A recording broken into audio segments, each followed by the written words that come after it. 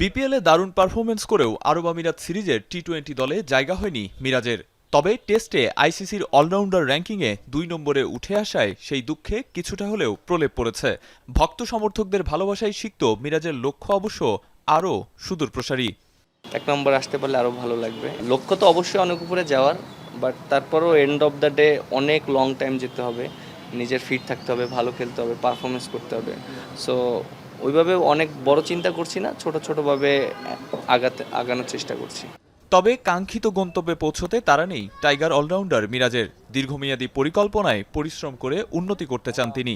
এরকম মাইল ফলক তো অবশ্যই ভালো লাগবে।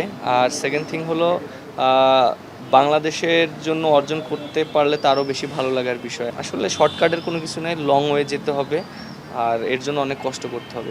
টাইগারদের নতুন বোলিং কোচ শন টেইট বাংলাদেশের কোচিং প্যানেলে প্রথমবারের মতো যোগ দিলেও বিপিএলের সুবাদে মিরাজের সাথে সখ্যতা পুরনো। খুব কাছ থেকে দেখেছেন অজি কোচকে। সেই অভিজ্ঞতায় মিরাজের আত্মবিশ্বাস নতুন নিযুক্ত বোলিং কোচের অধীনে দারুণ কিছু করবে বাংলাদেশ।